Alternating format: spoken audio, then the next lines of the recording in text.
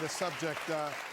We have a question from Vic Barrett from White Plains, New York. He's a fellow with the Alliance for Climate Education, has spoken at the UN Conference on Climate Change. He's among 21 youth activists between the ages of 10 and 21 who are suing the government for its contribution to climate change in the case of Juliana versus the United States. Vic, go ahead. Oh, innovative.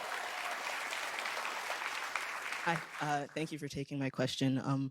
Do you agree that the President of the United States has the constitutional obligation to end federal government support and promotion of a fossil fuel energy system, considering it endangers all citizens, especially young people like myself and future generations?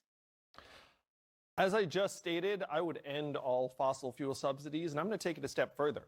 I proposed a constitutional amendment that makes it the responsibility of the United States government to safeguard and protect our environment for future generations.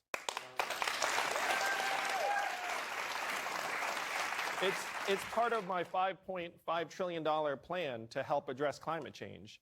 We need a constitutional amendment. We need to move our economy towards sustainable sources of energy. Here's another brutal truth.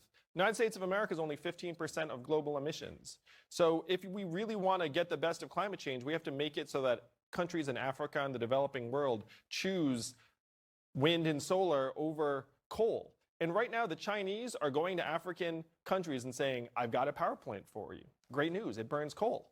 And what does that African country say in response? Great, because they're just looking for cheap energy. So if we're going to get the best of climate change, we have to go into these countries and make renewable sources of energy more competitive. So that's number 2 or 3 if you include the constitutional amendment.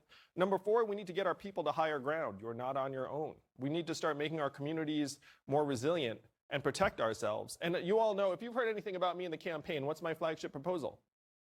Freedom dividend. Everyone gets $1,000 a month, $12,000 a year. That would help citizens of this country protect themselves in a natural disaster, because we all know when Hurricane Dorian or Hurricane Harvey hits, who suffers? Poor people, people of color, people who don't have a car they can get into and just drive to some relative's house. So we need to actually start protecting ourselves.